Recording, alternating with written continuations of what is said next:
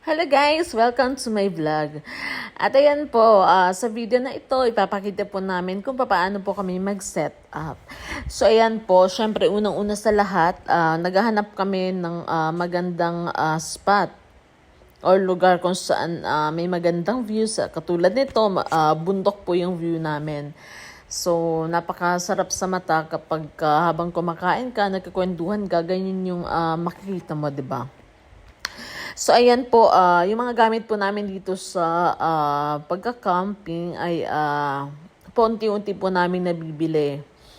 So, marami yan sa Shopee, sa Lazada, sa TikTok. So, medyo pricey lang kasi yung ibang gamit talaga. Kaya paunti-unti po namin na binibili. So, ayan, masayang mag-set up, lalong-lalo na kapag bago yung mga gamit. Pero ang pinaka-hate ko talaga yung magligpit. Hindi ko alam kung bakit kasi parang ayaw mo pa kasing umalis. Kaya nakakatamad at nakakapagod talagang magligpit ng mga gamit. Tapos, ayun nga, nahihilig kami sa pag-camping kasi life is short. Ganun lang kasimple. Marami tayong mga benepisyo na makukuha kapag tayo ay nagka-camping. So, napag-usapan namin to mag-asawa na mga once a month magka-camping kami. Nang sa ganon, marami kaming na-experience, marami kaming napupuntahang mga lugar, marami kaming na-explore.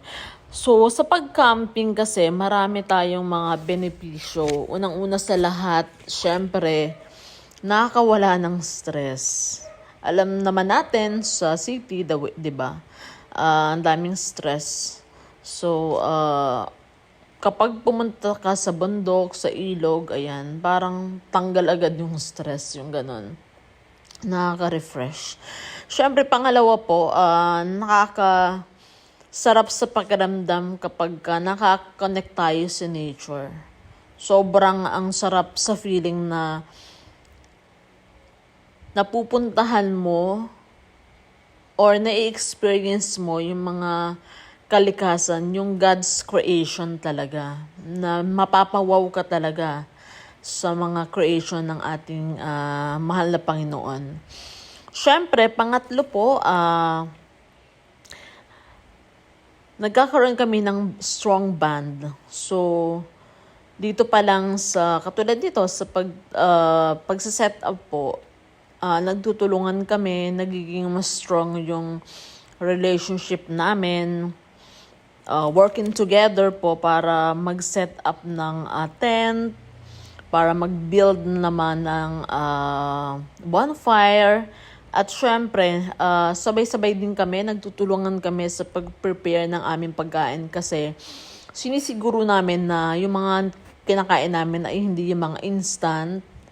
So, kailangan talaga, nagbabaon po kami ng healthy, may fruits, may vegetables, at hindi lang yung puro dilata or mga instant. Dahil hindi naman maganda talagang kainin yan, di ba? So, ayan, next po na benefits ng pagka-camping ay, syempre, nagkakaroon tayo ng mga new skills. O yan, katulad yan, nakakapag set up tayo ng ganito, di ba? Another skills na pwede natin magawa, yung mga katulad yan kapag wala tayong dalang mga posporo, 'di ba? Nakakagawa tayo ng paraan, na magandang paraan, 'di ba? Ng ibang way. Nakaka-discover tayo ng mga bagong skills. At isa pa rin po sa mga benepisyo ng pagka-camping natin ay syempre unplugging.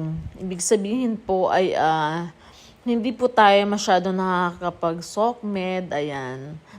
Syempre, pag walang signal, pag walang kuryente, hindi tayo nakakapag-Facebook. Napakalaking bagay na sa isang araw, hindi mo to nagagawa. So, nakafocus ka lang sa nature. Nakafocus ka lang sa basic.